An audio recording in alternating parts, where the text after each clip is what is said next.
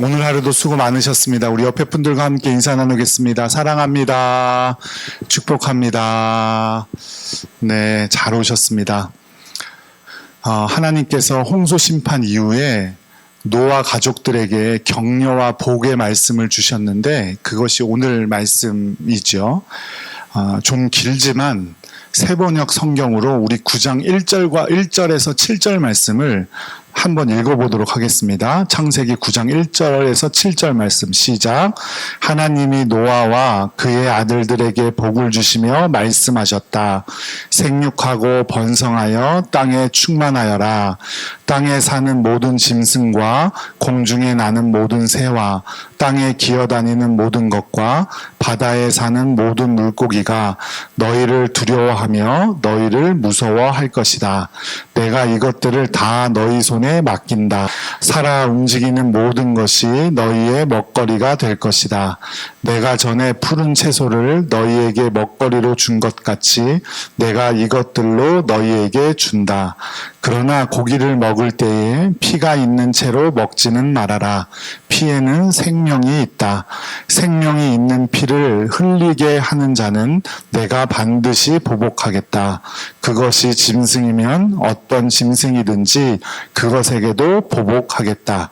사람이 같은 사람의 피를 흘리게 하면 그에게도 보복하겠다.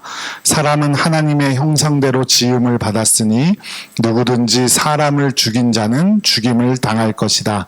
너희는 생육하고 번성하며 땅에 편만하여 거기에서 번성하여라. 아멘. 긴 말씀이지만 짧게 말하면 비록 세상은 모두 홍수로 멸망하였지만 너희는 새롭게 시작할 수 있다 없다? 있다라는 격려와 복의 말씀을 주신 거예요.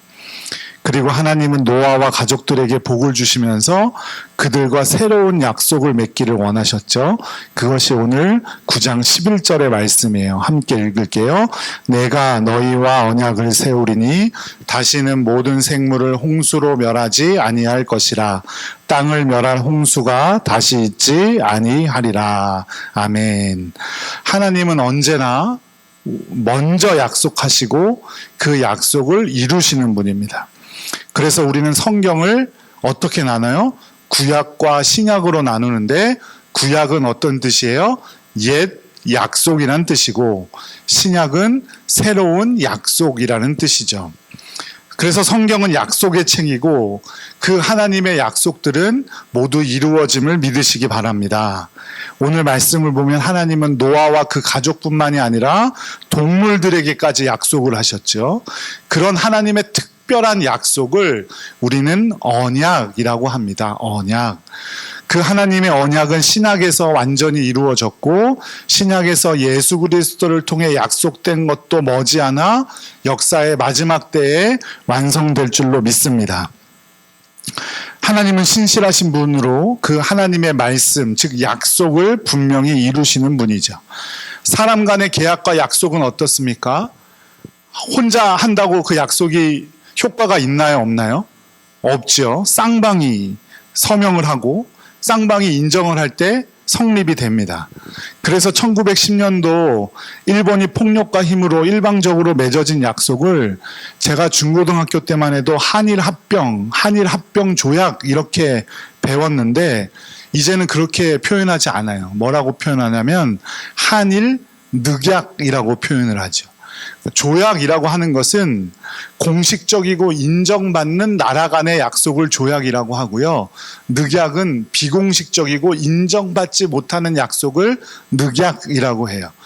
여튼 세상의 어떤 약속도 나라 간의 약속이든 사람들 간의 약속이든 그 약속은 어떻습니까? 쌍방이 인정을 해야 효과가 있는 거죠.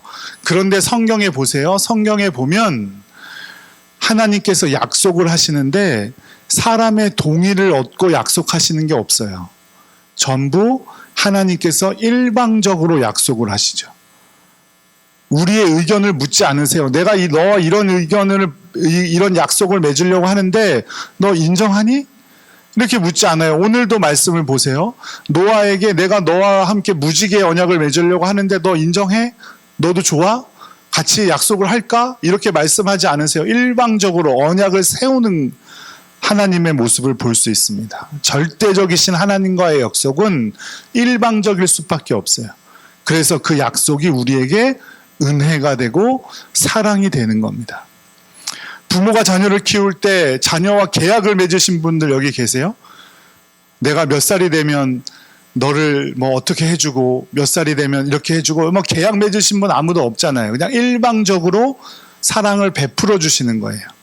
마찬가지로 하나님은 일방적으로 스스로 이 땅에 오셔서 십자가에 못 박혀 죽으심으로 우리에게 그 사랑을 이루셨어요.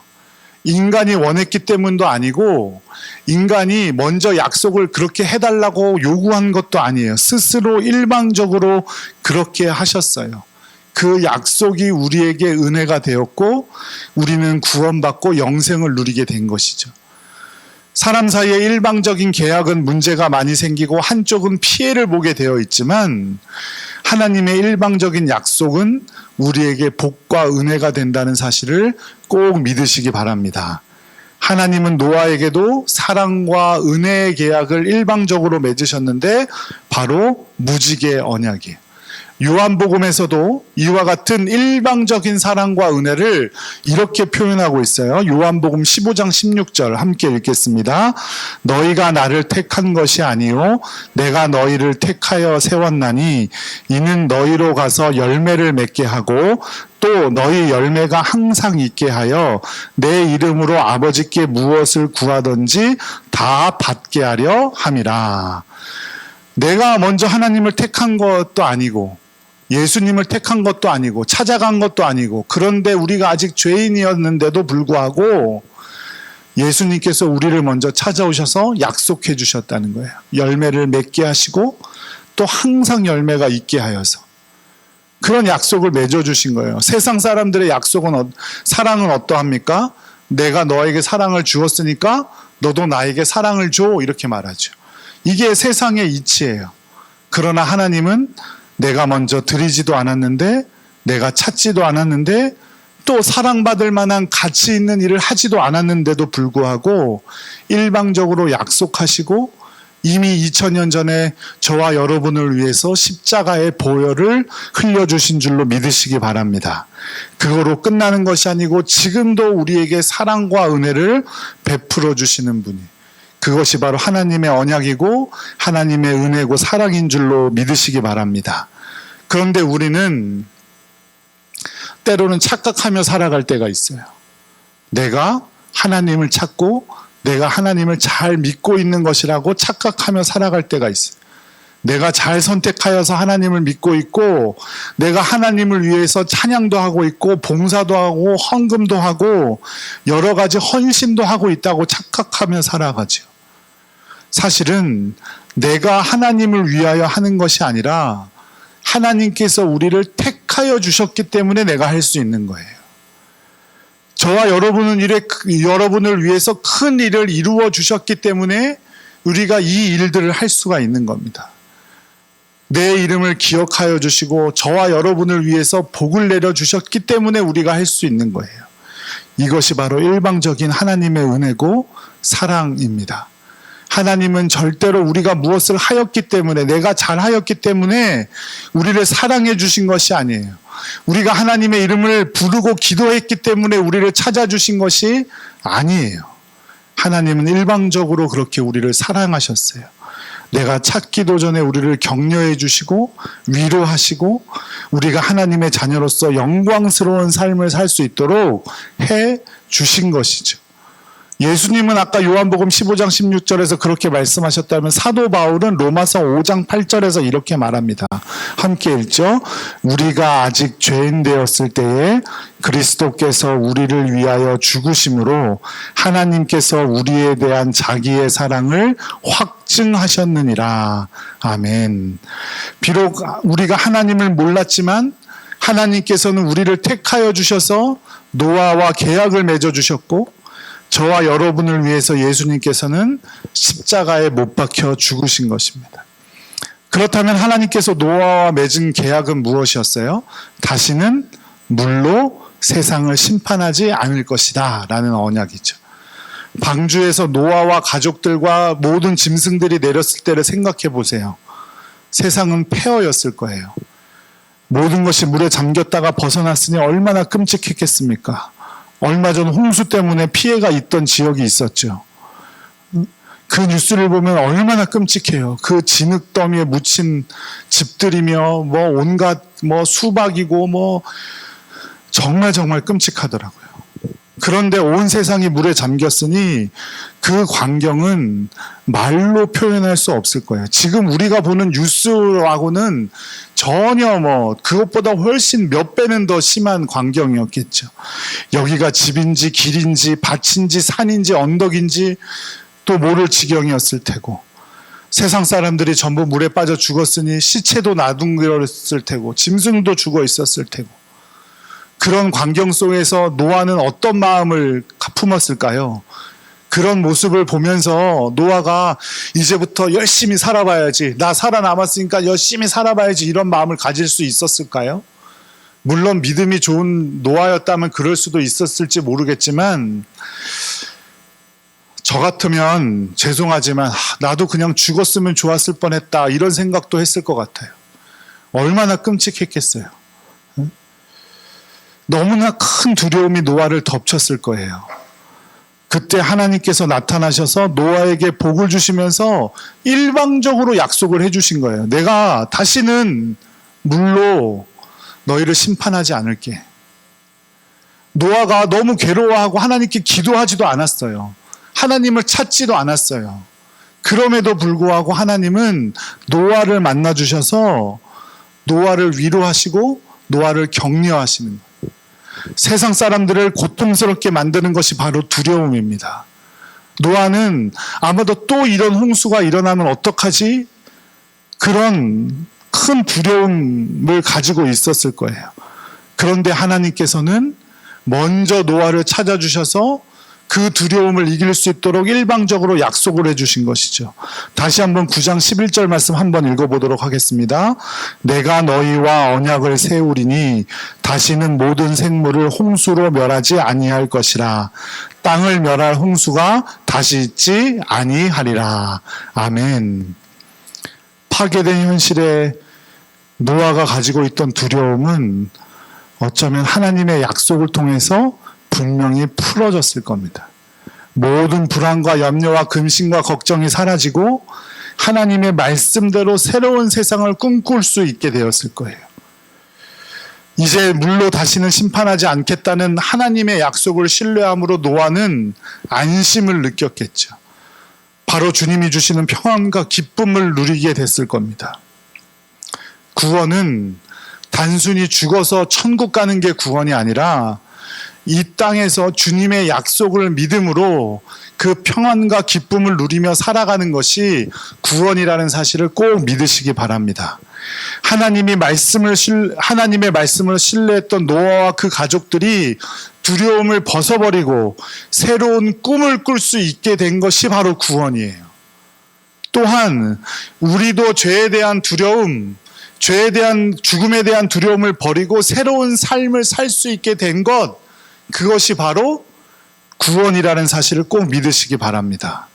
우리가 구원받은 하나님의 백성들이라면 미래에 대한 두려움을 버릴 수 있어야 합니다. 세상의 성공과 실패, 우리의 건강과 죽음 때문에 두려워하는 마음을 버릴 수 있습니다. 하나님은 일방적인 약속을 통해 우리를 구원하심으로 이 땅의 모든 어려움을 안심으로 바꾸기를 바라시는 분이시라는 사실을 꼭 기억하시기 바랍니다. 요한복음 14장 27절 말씀 함께 읽어보죠. 평안을 너희에게 끼치노니 곧 나의 평안을 너희에게 주노라. 내가 너희에게 주는 것은 세상이 주는 것과 같지 아니하니라. 너희는 마음에 근심하지도 말고 두려워하지도 말라. 우리 주님께서는 너의 평안을 준다 그랬어요? 아니요. 나의 평안을 준다 하셨어요. 세상과는 전혀 다른 평안.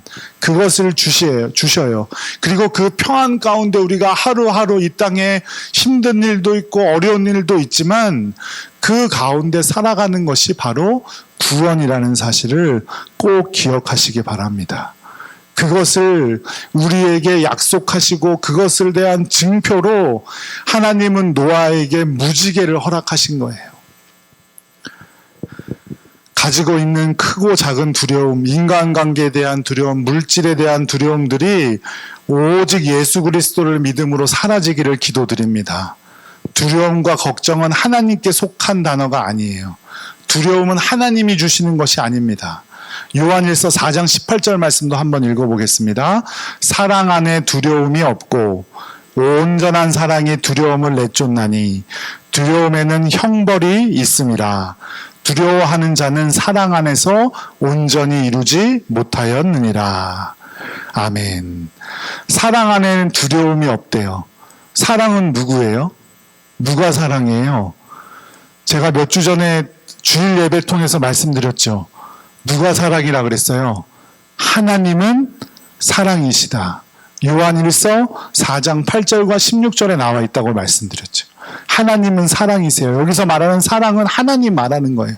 하나님 안에는 두려움이 없고 온전한 사랑, 그 하나님의 사랑을 입고 있다는 사실만으로 우리는 두려움을 내쫓을 수 있다 이거예요. 그런데도 불구하고 두려움을 가지고 살아가면 뭐가 있어요? 형벌이 있다는 거예요. 그런 사람은 사랑 안에서 온전히 이루지 못한 자다. 두려움은 하나님이 주신 게 아니에요. 두려움, 불안, 근심, 좌절 같은 것들은 마귀가 몰래 우리 영혼에 심어놓은 독과 같은 것들이죠. 하나님은 사랑이십니다. 그 사랑이신 하나님께서 우리의 두려움을 내쫓고 사탄이 심어놓은 두려움을 따라 행하면 하나님의 형벌이 기다릴 뿐이에요. 우리 주님 안에 있을 때 두려움이 없음을 믿으시기 바랍니다. 여러분들 두려움 가운데 있을 때 선택한 것들이 혹시 있으세요? 내가 막 불안했는데 어쩔 수 없이 선택한 것들. 내가 두려운데 이거 하면 안 될 것 같은데 그래도 어쩔 수 없어서 선택한 것들을 잘 생각해 보세요. 그것들이 나에게 좋은 것을 갖다 준 적이 있는지. 온갖 실수투성이고 더 큰 두려움을 가져다 줄 뿐입니다. 이미 우리의 모든 두려움을 이미 해결해 주신 우리 하나님의 은혜와 사랑을 기억하며 예수 그리스도를 바라보며 하루하루를 살아가시기를 간절히 축복합니다. 빌립보서 4장 6절 7절 말씀 함께 읽어보겠습니다. 아무것도 염려하지 말고 다만 모든 일에 기도와 간구로 너희 구할 것을 감사함으로 하나님께 아뢰라. 그리하면 모든 지각에 뛰어난 하나님의 평강이 그리스도 예수 안에서 너희 마음과 생각을 지키시리라. 아멘. 이게 바로 사도 바울의 구원관이에요. 염려하지 않고 염려할 일이 없어졌다 아니에요. 염려할 일은 분명히 있어요. 하지만 그것들 염려하지 않고 기도와 간구로 하나님께 구함으로 이겨내고 그러면 하나님의 평강이 그럴 때 하나님의 평강이 우리의 마음을 지키시는 것, 그것이 이 땅의 구원이라는 겁니다. 주님의 은혜로 우리는 다시 시작할 수 있습니다. 어제까지와 두려움과 걱정에 대한 미련을 두지 말고 우리 주님과 다시 시작할 수 있기를 간절히 축복합니다. 그 증거로 우리에게 주신 것이 무지개예요. 창세기 9장 13절 함께 읽겠습니다.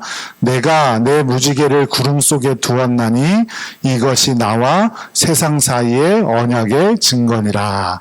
아멘. 하나님은 노아가 세상에 대한 두려움이 생길 때마다 무지개를 바라보며 하나님의 약속을 기억하기를 원했다는 거예요. 하나님의 약속과 은혜를 기억하며 이기기를 원하셨다는 거예요. 16절 말씀 한번 또 읽어볼까요?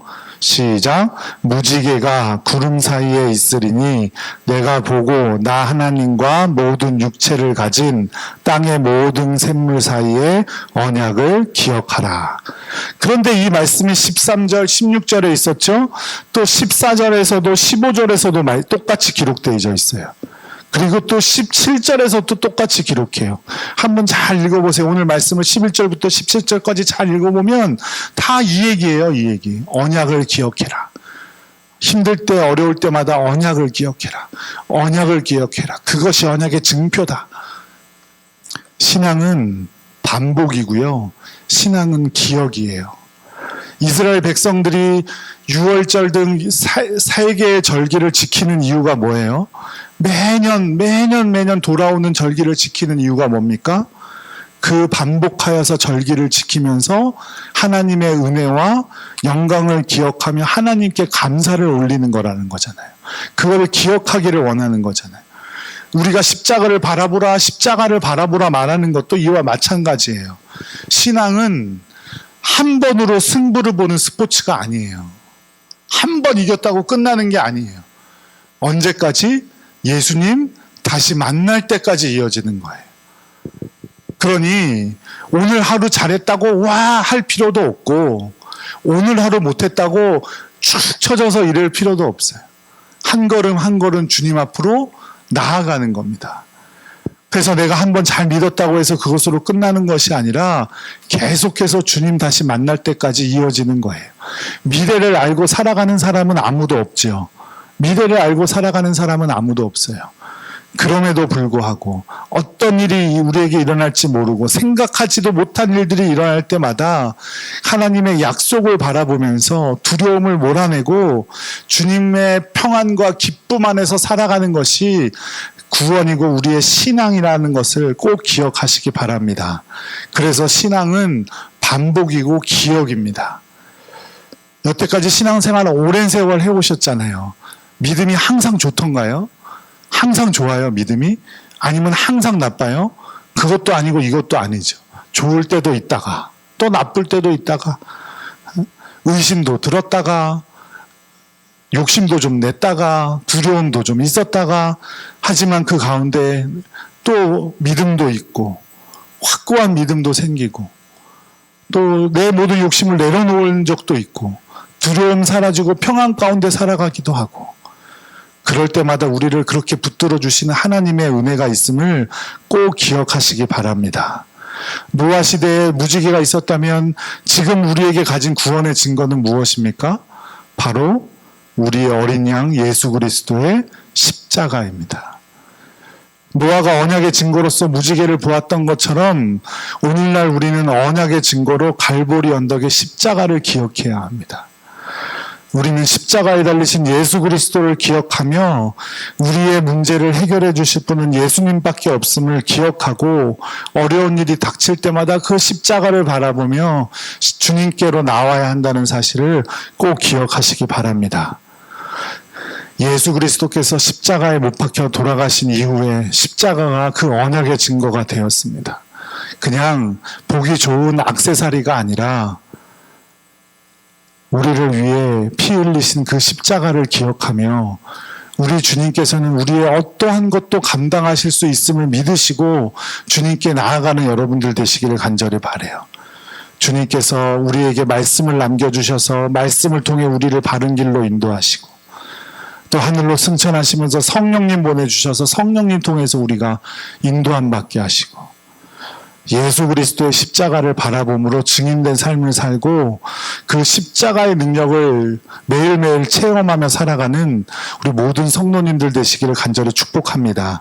십자가의 능력으로 그 십자가의 증거로 모든 어려움과 근심과 두려움을 이기고 그 마음 가운데 평안으로 살아가는 우리 모든 동산교회 성도님들 되시기를 간절히 축복합니다.